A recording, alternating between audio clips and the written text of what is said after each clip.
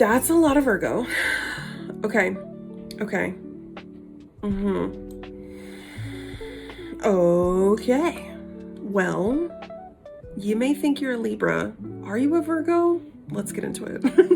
Hello, George, my love. This is your personal roast. So, George, let's dive right in. This is your roast or reading for anyone who's curious. This is a little mini roast or reading that I offer every once in a while on my website.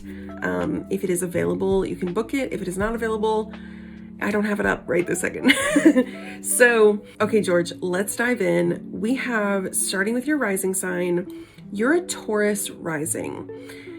Taurus rising really has this energy of being such a lover, being so grounded, being somebody who really knows how to make things happen. With Saturn in your first, you're also very driven. You're someone who's very driven to be successful, and you can sometimes be a little materialistic. Now, the reason I say this, Taurus loves to have things. Saturn loves to have structure. So if you have a structure that gets you lots of things, there can be an interesting energy there. It is retrograde, so you may internalize this in a different way.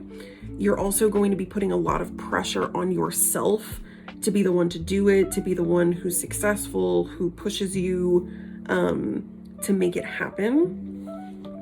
And then being that you are a Taurus rising, you're ruled by your Scorpio in Virgo. I said that backwards. What did I just say? And being a Taurus rising means that your Venus in Scorpio is your chart ruler.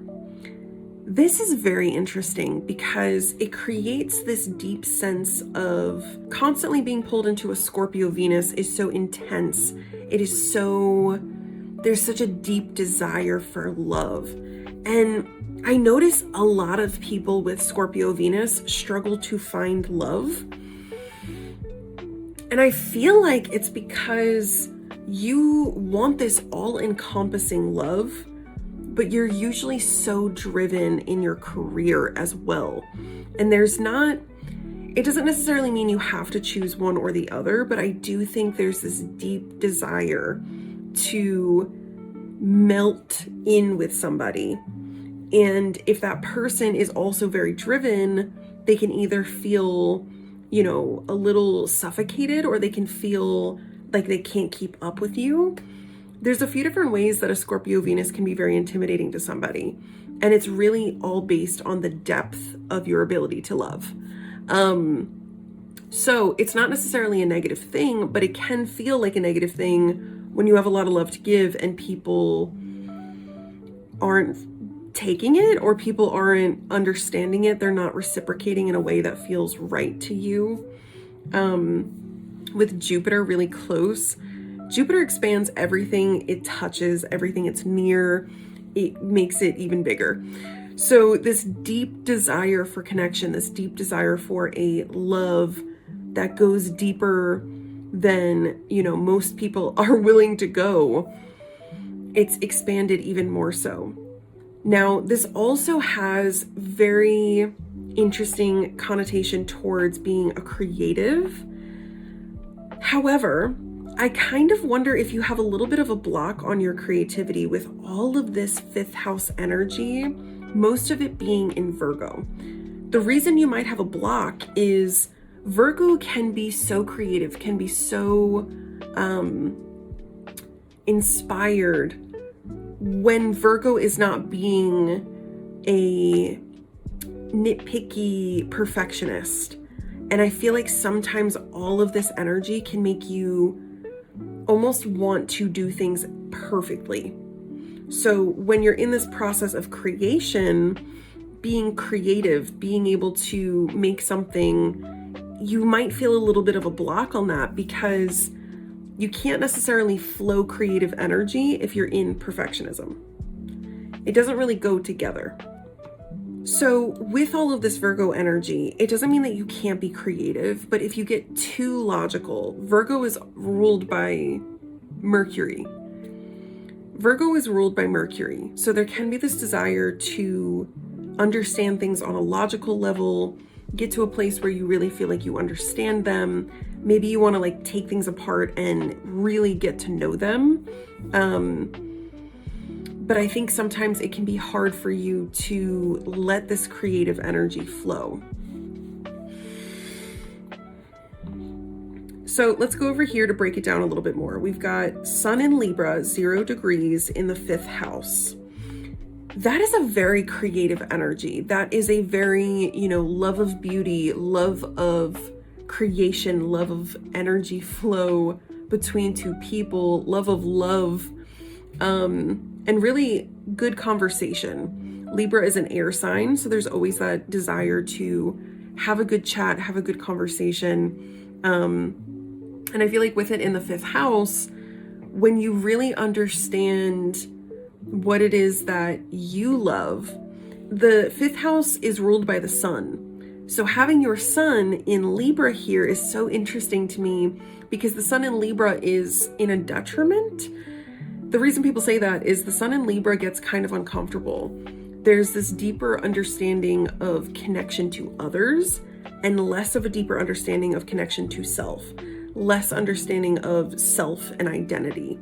So Libra sun in the 5th can really find identity through creativity. But like I was saying, I wonder if this is kind of like a block for you to get to know yourself better, to understand yourself better. Now, your moon is in Cancer. Moon in Cancer in the 3rd house, you are very emotionally intelligent. You understand emotions in a way that not everybody does. You understand that what you say could hurt somebody's feelings. You understand how to talk to people and pay attention to what they're saying behind what they're saying. You know how to read between the lines. You can feel what somebody might be feeling that they don't want to share. And I think it's really interesting when you tap into this. You're somebody that makes people feel very seen. Especially with the Libra energy as well, there's sort of this focus on wanting to connect to others, wanting to understand them, and you probably communicate your emotions very clearly as well. These are all really positive things, but it can be really hard to be an emotionally available, sensitive person when other people want cold, hard facts, right? And this is where I wonder if you've been pulled into this Virgo energy quite a bit. Having not only your Pluto, which is your generational planet here, Mercury, Mars, Lilith, and your South Node, all in Virgo, you are constantly being told and being pushed into how you should do things, what would be a logical step.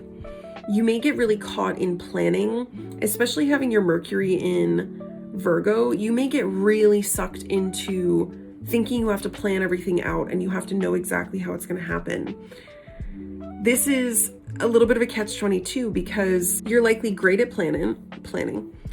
You're likely great at planning and making sure that you know that everything is checked off the checklist, but it can also hinder you from really trusting the flow. You might feel the need to do things more than trust and allow. This is intensified by the fact that you have your Mars in Virgo. You're constantly wanting to make things happen, wanting to do things, be of service, be a pleaser. And this is where it gets tricky, right? Because you want to please people, but being a people pleaser really is a self-neglect habit. So I think the biggest red flag in your whole chart that I see is being a people pleaser, being so aware of what other people need that it's hard for you to tap into what you want and what you need. The South Node also being here in Virgo tells me this is a huge part of your past and the way you used to have to do things. Maybe you were a nurturer when you were a kid, maybe I don't know, your parents, your mom, maybe they just needed a lot of help. So you're used to that. What you're not used to is following this North Node. And this is being activated for you right now. You are in your nodal return. The North Node is now in Pisces. So you're being asked to follow a new path. Can you trust in the unknown? Can you trust beyond what you logically understand? You're being asked to trust a new path. And I think it's really interesting because looking at your chart, I don't know if you've ever wanted to write a book. This much Virgo in the 4th is screaming writing a book. I know I tell everybody to write a book, but it's always people with really heavy Virgo. There are so many successful writers that have very heavy Virgo placements, and you have more Virgo than they do, with a very creative. It's so interesting. You have this like sneaky creative energy because it's not open. It's not openly ready, openly available. And then you have a lot of structure and restriction around yourself and how you think you have to do it. Being in your Chiron return has got to be opening this up for you and helping you move through anything that is holding you back, limiting beliefs. And the entire month of March is going to be so interesting for you. There's going to be this deep connection to self, how you see yourself, healing this Chiron wound, accessing this Pisces energy, being able to see things from that new perspective. With Venus being your chart ruler, whatever Venus is doing is always going to affect you pretty intensely. So Venus retrograde in your 12th house, going back into your 11th, it's going to ask you to tap into how you see yourself and show up in a new energy of self-acceptance, self-love that radiates who you really are. So you can really pull in the right people.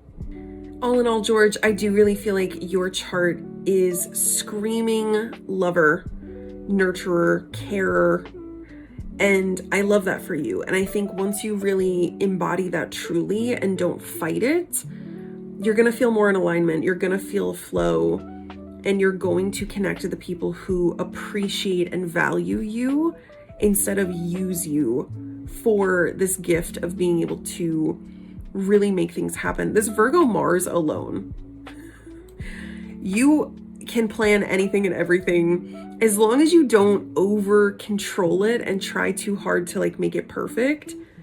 You can make pretty much anything happen with this chart. Trusting the process, trusting your daily routines, allowing yourself to be your charismatic self, connecting to emotions, connecting to your creativity is probably the biggest thing to help you unlock this whole thing. I hope this is helpful, George. Thank you so much for booking, and I will talk to you soon. Bye.